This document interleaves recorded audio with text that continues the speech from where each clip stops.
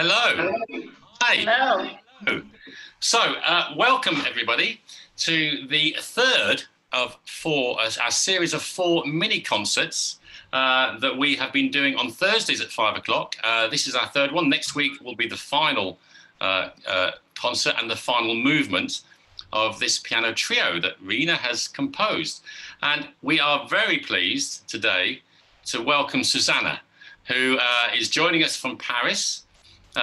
And is going to have a conversation with us this morning before we see the concert. So welcome, Suzana. How are you? Thank you, Paul. Yeah, I'm fine here in Paris. I feel very international in this conversation. Thank you for having me. It's great to be talking to you in Paris. It feels very international, like you say. So tell us a little bit about your career before we get into the bigger conversation, because you performed with us at the Wallis. It was wonderful to have you there. But tell us a little bit about what else you've been doing musically as well prior to this collaboration.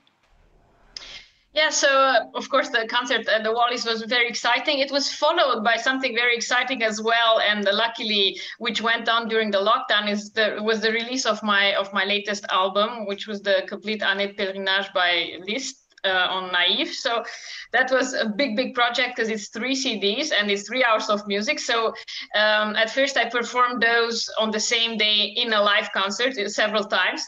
And then I ended up doing this CD. And so that worked really well because it got a lot of media attention across Europe, even in Canada, for example. And so I was recently awarded this prize from the Liszt Society in Budapest also for my recording. So yeah, that was great, and that was really news all the time within the past month. So that was exciting. Then, of course, I had also a lot of different performances because I like playing chamber music, but I also play a lot of solo recitals and also with orchestra. So, for example, I could play with orchestra at the Paris Philharmonie, which this year should have happened again, but it got cancelled because it's during the lockdown. So many exciting projects, and also CDs coming up. A new CD on Warner. So a lot of nice projects in a variety of areas. Sounds remarkable. And so now we'd love to hear a little bit more about how this collaboration, this relationship that came about between yourself, Reena, and Vijay. So this is a funny story because we actually all studied at Yale, but Reena and I were in the same doctoral class, whereas Vijay was studied slightly earlier than us, so we didn't overlap there. So Reena and I got really close over the studies because we were the two only female candidates in the doctoral program, and so we were sometimes jokingly called the female contingent of the class. But bear in mind, two female candidates was already a lot because there were years where there were none, and there were years usually there was one. So we overlapped because Reena went for a year to India with the Fulbright. So she was supposed to be a year earlier than me. And so finally we ended up in the same class, which was fate probably, I would assume. And so we got really close. And then we started also working together as musicians. I started playing Reena's music already then at Yale. And then we kept in touch just over the years. And, Reena was at my wedding, I was at hers. So, on many levels, we kept in touch. And of course, also musically, I mean, there's a mutual admiration, and it was really great to work together. And we have many plans for the future as well. So Reena, tell us a little bit about how this particular collaboration came about with this piece of music. Yeah, I mean, it's interesting because one of the things that Suzana and I did together at Yale, besides being in the doctoral program, is we took a class on piano trios, that started from very at the beginning all the way up to the piano trios of today. And, I had been wanting to write a piano trio for years, and Suzana, even at the time at Yale, she was playing in a piano trio. So it's like I kind of associated her that ensemble. And so, we were just thinking, oh gosh, wouldn't it be great to work on something together? And so actually a few years before I wrote this piano trio, I wrote a smaller one to kind of just get myself into that frame of writing a piano trio. So there's another small piano trio called Sans, which we also performed live at the Wallis actually in February.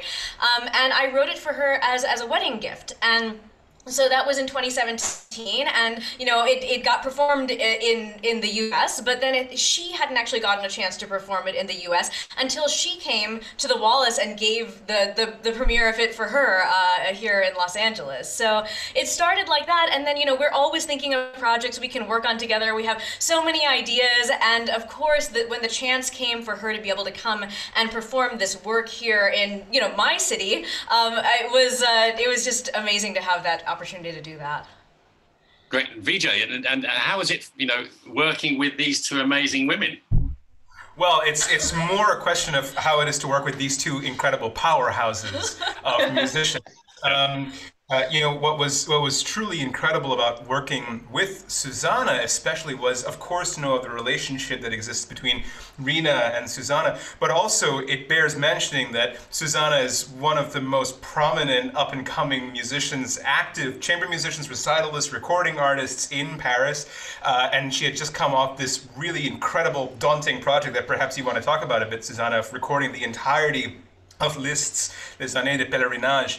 And so this movement specifically is a kind of, I think a monument to just letting all of the fetters loose. It's a complete explosion. And you can hear that specifically in not only Suzana's playing, but what was so fun on stage, and what I hope you see in the video, is in the interplay between the three of us on stage. We had a lot of fun in this movement, and I think it was not a surprise at all, but just all of us lined up in the most perfect kind of intention of how to control this explosion, this 5-minute explosion that Reena had set. It felt like we've known each other for a very long time, actually, and it was also intense in a very good way, in the sense that we all have the same sense of purpose, also of how to prepare a performance and how to have this really huge respect for music and for the composer's work. So we really worked on those pieces. It wasn't just like, oh, let's do this concert. It was really a mutual effort, but in a good way. We really worked on those pieces. And also, I mean, working with Vijay was quite special because, well, of course, he also works on other pieces with Reena, so he knows her music very well. But also with the Indian background, those things between the notes, like to feel that music, the ragas.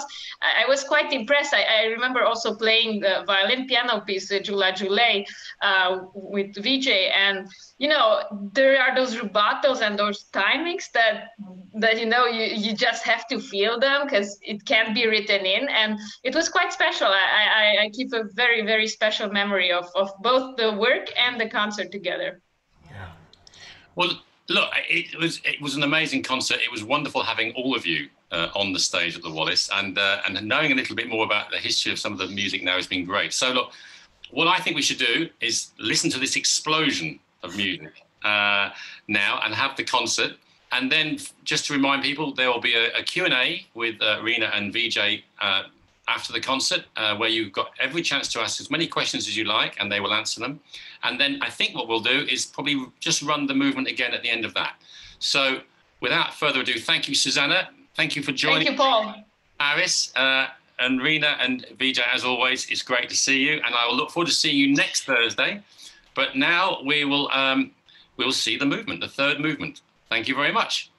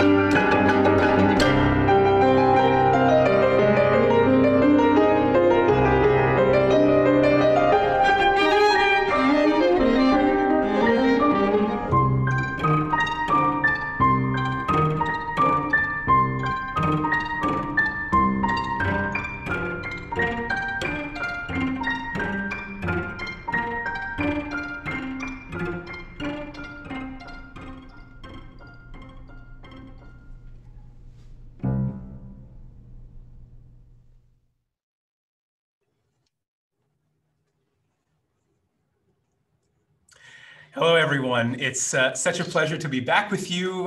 Now we have some time to take your questions, any thoughts, reactions.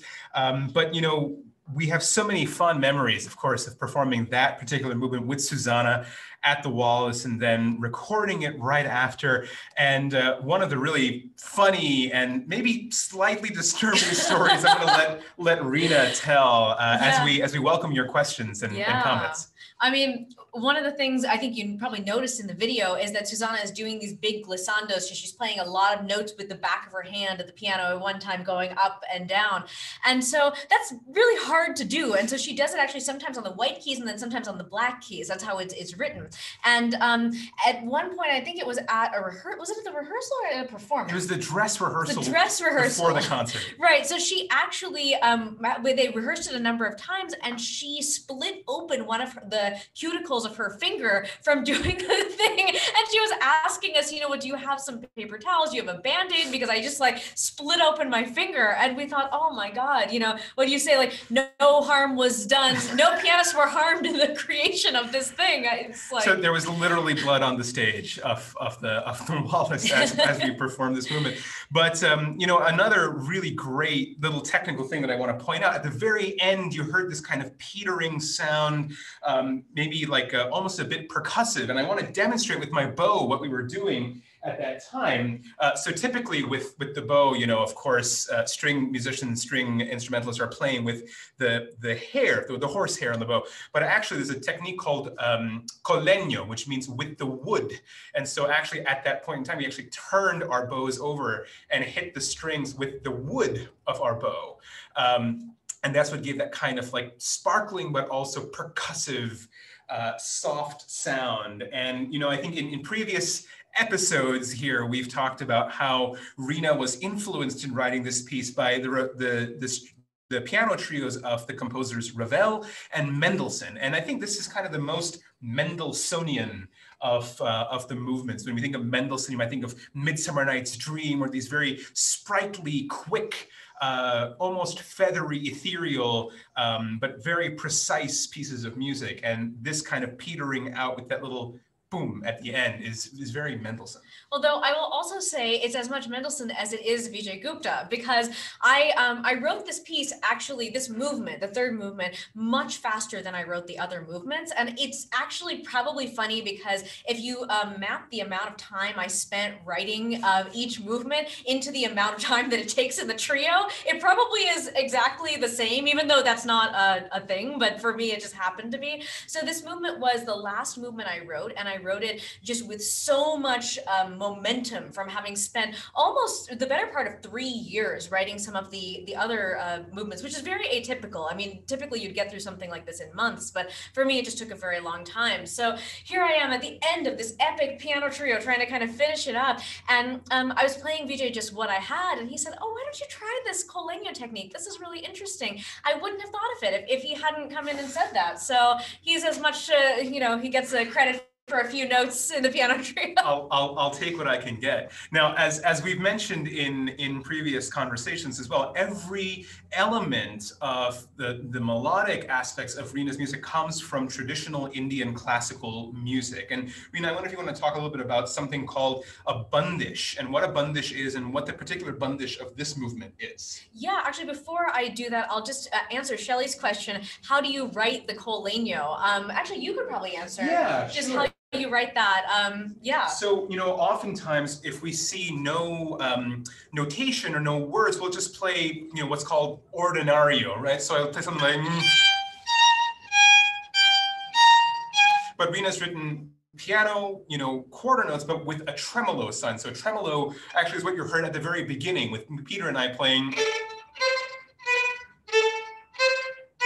So when we write collegno and then ricochet, ricochet is bouncing the bow. So bouncing the bow with the wood sounds like, and I'm hoping that that's coming across on Zoom with all of our technical prowess. Right, exactly.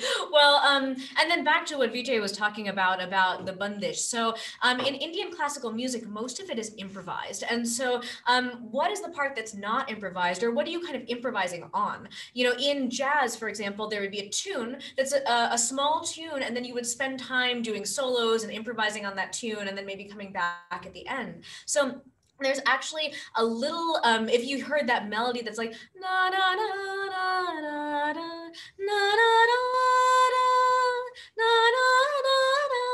that is a little piece of an actual Hindustani bandish in the rag. For those of you who know Indian music, it's in the rag called in Bhairavi. So it's basically like minor, but with also a flat second. So minor would be like da da da da da da da. Bhairavi is da da da da da da da. So it's with a little bit of surprise at the beginning for Western ears. So yeah. Yeah. Would you say that like a bandish is kind of like a standard? With like, you know, like a jazz standard? Is it a whole tune, or is it just like a melody, a folk song? I would say it is close to the idea of a jazz standard, because it has kind of a AABA form. You know, you would kind of, yeah, there would be different parts that are kind of lower parts of the melody, higher parts that respond to one another. And the whole point, bandish, the word bandish, B-A-N-D-I-S-H, that word means to bind together.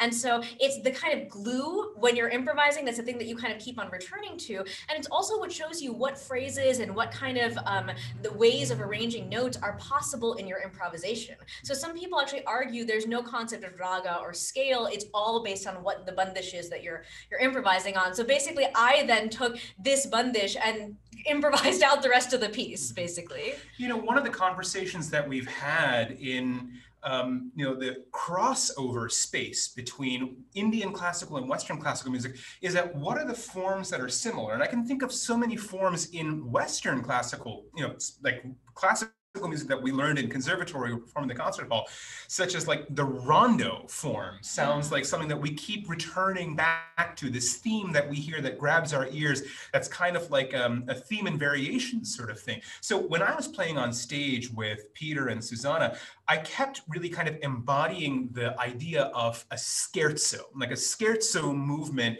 in like a four movement, not only a trio, but maybe a quartet or a sonata, or even in a symphony, is often that kind of spiky interlude movement, right? And scherzo literally means a joke, right? Scherzando in Italian means to joke or jokingly. And so there's something joking about this movement, but it's also sometimes a kind of twisted joke, right? There's something about this movement that maybe because of the raga, Bhairavi, and the power of the expression, there's something that feels inexorable, that kind of draws you through. And for me, I particularly felt that in this one section where you had us doing, for the violins, for the violoncello, doing something that could have drawn blood for us, which was these four-note pizzicatos, where we were going... Right, so we're actually, you know, strumming all four strings back and forth, and I'm happy that my cuticles didn't burst open, but they may have for the cello with thicker strings. But when we got to that point, I actually couldn't help but think that this felt either like heavy metal or it felt like Shostakovich, where there was something that was, you know, kind of like this very strong, present, powerful dance. And I wonder what other influences you think about as you're kind of bridging that gap between Western and Eastern classical musics. Yeah, I mean, I definitely think that there are so many points of connection in between the two forms of music, and there's so many things that Westerners will hear in something that Indians will hear a really different thing in it. And I like that, you know, we have ways to combine those forms that work. So, I think we have another. It said, my mic. Our mic is okay. In any case, great. But yeah, there was one other thing I was going to say. What was it? I've completely forgotten what it was.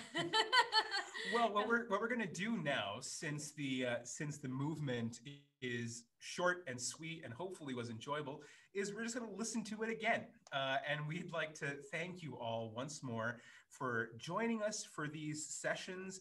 We would like to invite you to join us for our very last session next week, next Thursday at 5 p.m. PST, where we're going to listen to the yearning, powerful also explosive final movement of Reena's amazing trio. And we're going to be joined by our colleague, Peter Myers, who's a phenomenal cellist. And Peter also has a lot of experience with Indian classical music. And so the interplay between myself and him on stage was really a lot of fun. And if Reena remembers her thought, we'll type it into the chat. And we're so thankful to the Wallis, so thankful to all of you. Thanks for being with us. And we'll hope that you'll enjoy watching the third movement of Reena's piano trio once more.